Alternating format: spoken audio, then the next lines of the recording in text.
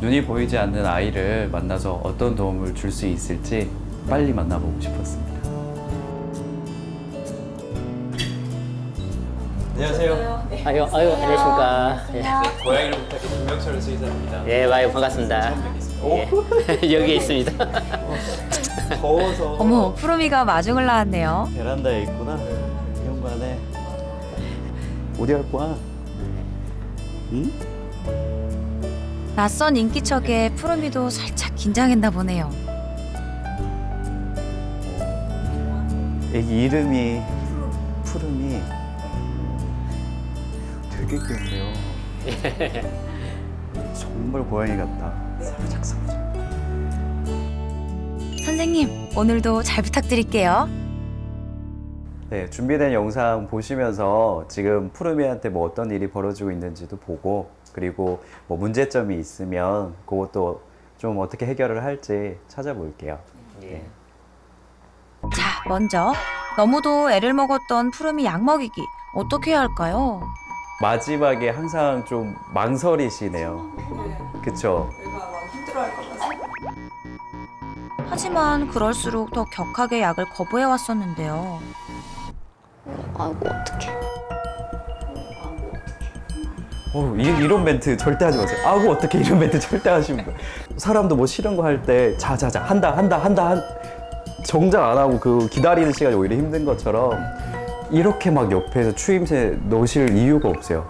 그러니까 소리에 훨씬 더 예민해지고 청각이 발달된 상황인데 옆에서 막 어떻게 막 이런 거 자체가 아이한테 훨씬 더 크게 자극될 수 있으니까 그거는 진짜 신경 쓰셔야 돼요. 푸르미를 위한 배려가 오히려 녀석을 더욱 긴장시키고 약 먹이려는 실랑이만 길어지게 했을 뿐이었네요. 한 번에 못하면 이게 두 번, 세 번 반복이 되고 아이가 짧게 싫은 순간이 끝날 수 있었는데 자꾸 길어져요. 그래서 이게 점점 트라우마가 되고 먹어줬으면 하고 하는데 안 먹고 뱉으면 또 하고 하니까 나중에 점점 입에 손대는 것도 싫어하거든요. 그리고 이렇게 활달한 의외의 모습을 볼 때도 있었죠. 거의 뭐 눈이 다 보이는 아이들만큼 예, 민첩. 그만큼 고양이들이 감각이 발달돼 있어요. 꼭 시각뿐만 아니라 사람에 비해서 청각, 후각 이런 부분이 워낙 발달돼 있으니까. 하지만 잘 놀다가도 금세 놀이를 멈추고 꿈쩍 안았던 푸르미. 이건 왜 그랬던 걸까요? 그 전보다 훨씬 많이 줄었어요. 뭐 그전에는 한 번 놀면 많이 오래 놀았어요. 제가 놀아주다 지칠 정도로 놀았는데 그 정도로. 요새는 그렇지는 않아요.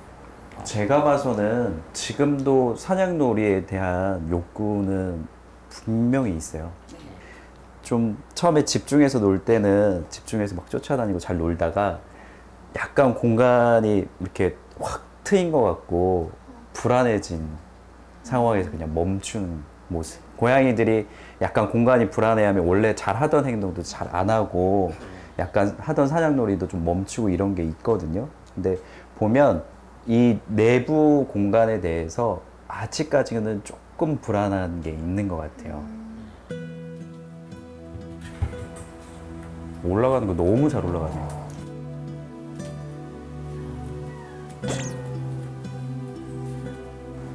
아직까지는 공간이 완전히 다 인지가 안 된 상태이긴 하네요. 그런 부분도 오늘 좀 도와주면 될 것 같아요. 그렇다면 외출할 때마다 다른 반려동물과의 분리를 위해 푸르미를 따로 케이지에 두었던 가족들. 이건 올바른 방법이었을까요? 이거는 잘하신 거예요. 그러니까 수술 직후에 적응을 할 때 자기가 적응해야 될 공간이 너무 넓으면 오히려 힘들거든요. 그래서 생각해 보세요. 안 보이고 찾아다니기 힘든 상황에서는 일단은 먹고 화장실 가고 스크래쳐도 준비해 주셨잖아요. 가까이 일단은 있는 게 좋아요. 대신에 이제는 좀 집의 구조들에 대해 좀 적응을 할 만하게 시간이 지나고 있으니까 가능하면 좀 더 넓은 공간으로 방을 좀 꾸며주면 좋을 것 같거든요.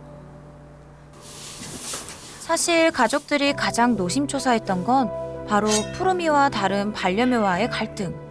게다가 반려견 통실이까지 합세해 아슬아슬했었죠. 저때 통실이가 그랬죠. 지금도 너무 이제 가족들이 막 놀라잖아요. 근데 그래. 지금 엄청난 일이 벌어진 상황이 아니에요. 통실이가 오히려 그런 거에 더 반응하는 거예요. 이 상황이 되니까 무슨 일이야 이렇게 되거든요. 그러니까 오히려 주변 상황에서 나는 네. 그 흥분되는 소리가 아이들을 전체적으로 다 감정적으로 고조시키고 그러면서 방금 같이 흥분되면 갑자기 물어버릴 수도 있거든요. 통실이 같은 경우도. 자나깨나 푸름이 걱정뿐이었던 보호자.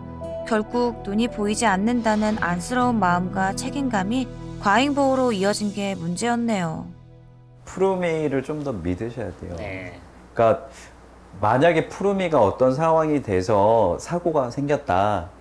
그 상황은 푸르미가 눈이 안 보여서 생기는 상황이 아니고 만약에 눈이 보였더라도 생길 사고예요. 그냥 그렇게 생각하시는 게 맞아요. 위험한 요소들에 대해서 우리가 조금만 조심을 해주면 그 집 자체를 눈이 보이는 아이들처럼 전부 다 사용할 수가 있는데 이제 과잉 보호를 하게 되면 아이가 항상 이용하는 공간만 이용하게 되다 보니까 전체 공간을 사용을 할 수가 없거든요. 그래서 그게 가장 큰 문제로 생각됐습니다. 크게 싸운 적 있네요. 그죠. 야가 상처날 정도니까. 이 고양이들이 원래 목덜미 물잖아요. 우리 통실이를 목덜미로 문 거예요. 핥히고. 한 번씩 이렇게 심하게 한 적이 있어요. 한 번씩. 예, 예. 제가 마음 놓고 못 열고 나가요. 혹시 일이 생길까 봐. 이제 보통 강아지랑 고양이랑 같이 생활하는 경우가 그래도 꽤 많은 편인데 개와 고양이의 어느 정도 분쟁이나 다툼이 있다라고 하면 둘이 뭔가 분쟁이 생겼을 때 바로 피할 수 있는 공간만 있으면 이 빈도수를 현저히 낮출 수가 있거든요. 자, 그럼 솔루션을 시작해 볼까요? 자, 그러면 이제 솔루션 시작할 건데요. 첫 번째는 푸르미가 지금 생활하는 이 공간 자체에서 위험 요소가 좀 없어져야지 어머님이 안심을 하시기도 할 거고 푸르미도 편해야 할 거잖아요. 위험성이 없으니까. 앞을 볼 수 없는 푸르미를 위한 첫 번째 솔루션. 먼저 환경부터 개선해 봤는데요. 다칠 수 있는 곳곳에 안전보호대를 붙여줍니다. 오, 신기해. 벌써 다치지 말라고 붙이는 거야. 푸르미의 주요 활동 공간에도 꼼꼼히. 이러면 푸르미도 조금은 맘 놓고 다닐 수 있겠죠? 이쪽에다가 순서를 좀 만들어 줄게요. 또 하나. 높은 곳에 잘 올라갔지만 내려오지 못했던 푸르미. 그런 녀석을 위해 중간 발판을 마련해 주었는데요. 안 보이더라도 오르내리기 한결 편해지겠죠? 그리고 혹시나 떨어질 것을 예방. 안전장치도 잊지 않습니다. 마지막으로 다른 반려동물로부터 안전한 공간이 필요한 푸르미를 위해 안전문도 설치해 주었는데요. 와, 정말 튼튼해 보이죠? 일단은 뭐 사람은 그냥 열고 다니면 되고 예. 그다음에 이제 푸르미는 요 아래쪽으로 왔다 갔다 하면 되는데 일단 중요한 거는 통실이는 이제는 여기는 못 다닐 수 있도록 오늘은 약간 그냥 높이를 좀 더 줄게요. 처음이라서 너무 낮으면 이거 이용하기가 힘들거든요. 그래서 짜잔! 앞을 보지 못하는 푸르미만을 위한 안성맞춤 공간이 완성됐습니다. 자, 다음은 시각이 아닌 다른 감각으로 공간을 인지하는 교육을 해볼 건데요. 한 30cm 간격으로 이렇게 둘게요. 고양이는 소리와 냄새, 촉감만으로도 집안 구석구석을 인지하며 구조까지 파악할 수 있다고 하는데요. 다시 냄새 맡고 주변의 공간들 다시 인지하고 이번엔 선풍기 위에 한번 올려볼게요. 소리와 냄새를 찾아 움직이면서 선풍기 위치도 인지 완료. 이런 식으로 푸르미의 감각 능력 정말 놀랍죠? 이렇게 다니면서 귀가 닿거나 이런 것들이 공간을 이해하는 데 훨씬 도움이 많이 돼요. 고양이는 시력이 보이지 않는다고 하더라도 경계면에 자기가 냄새도 맡고 가면서 살짝살짝 부딪히기도 하면서 그 구조의 경계를 본인이 정확히 이해할 수가 있죠. 마침내 안전문 앞에 도착한 푸르미. 네, 난관이 있으니까 좀 새로운 게 있지만 이제 인지해야 돼요. 잠깐 고민하는 듯 하더니 쓱 들어왔어요. 무사히 진입 성공. 같은 방법으로 새로운 방구조를 배워나가는 푸르미. 부딪히면서 방금 여기에 대한 정보도 알았어요. 가장 높은 서랍장 위까지 계단을 이용해 가뿐히 올라가는 푸르미. 푸르마, 조금만 더 힘내. 네, 여기 뭔가 막혀 있다는 거 이제 접촉으로 알고. 괜찮아요. 만져보잖아요. 만져보고 안전하니까 내려오는 거예요. 와, 내려오는 걸 굉장히 두려워했었는데 완전 극복, 대성공입니다. 어이구, 기지개도 펴고. 아, 정말 대견하네요. 좀 안심되세요? 네, 저 나중에도 새로운 집 갔을 때도 이게 익숙해지면 새로운 공간에 대해서도 알려주실 때 훨씬 더 금방 인지가 빨라요. 아, 이 소리 나는 대로 따라가면 내가 걱정 안 하고 이렇게 따라가도 되구나 라는 걸 아니까 그렇게 하시면 돼요. 잘했어. 잘했네. 이번엔 안전문 높이를 조금 낮춰봤는데요. 과연? 문제없이 패스! 반려견 통실이는 완전 차단. 통실아, 모두를 위한 거니까 너무 섭섭해하지 마.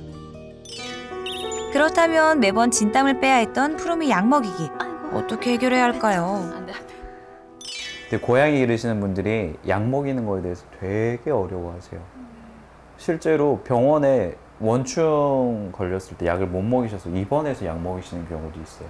맞아요. 입원했었어요. 실패해서.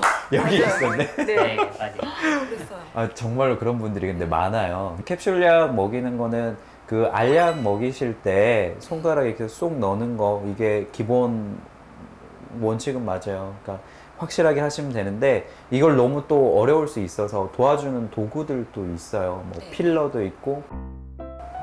일명 필러라는 도구를 사용할 건데요. 여기에 먼저 약이 아닌 푸르미가 좋아하는 간식을 묻혀줍니다. 자, 이런 식으로 쓱 묻혀서 먹을 수 있도록.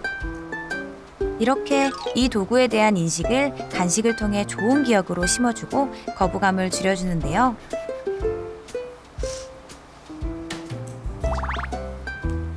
이제 본격적으로 약 먹이기에 도전해볼까요? 좋은 기억으로 인지시킨 도구에 약 캡슐을 끼우고 간식을 살짝 묻혀주면 끝! 와, 순식간에 성공! 그냥 이렇게 하시면 돼요. 그러니까 어떻게 이게 아니고 그냥 쓱 해서 입 조금만 벌리게 하고 톡 그러면은 아무 일 없고 도망 안 가죠. 숨으로 안 가잖아요. 약 잘 먹었으니 칭찬해줘야겠죠? 자, 고생했으니까 잘했다 이렇게 보상 이렇게 딱 끝. 다시 한번 볼까요? 먼저 입을 살짝 벌려 그 틈으로 약을 톡 쏘아주고 약이 잘 내려가도록 목 주위를 살살 쓰다듬어주면 끝! 잘했다 이렇게. 잘 먹었으면 보상도 잊지 마세요. 좀 어머님이 좀 어떠셨는지. 너무 많이 된 것 같아요. 잘할 수 있을 것 같고, 네. 푸르미도 좀 편하게 생활할 수 있을 것 같아요. 외출할 때 푸르미 그냥 저기에 쏙 넣어놓고 외출하실 수 있겠어요? 네. 이제는 좀 걱정 덜 되세요? 네. 일단은 그 마음이 좀 놓입니다. 네. 잘 하실 수 있어요. 푸르미 잘 할 거예요. 네, 저희 잘할 수 있을 것 같아요. 고생하셨습니다. 네, 아유, 감사합니다. 감사합니다. 네.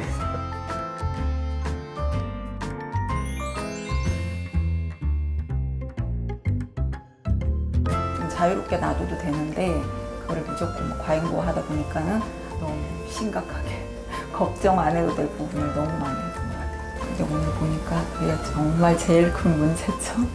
네, 그렇게 하고 이제 앞으로는 그렇게 안 해야죠. 앞으로도 푸르미와 함께 행복하세요.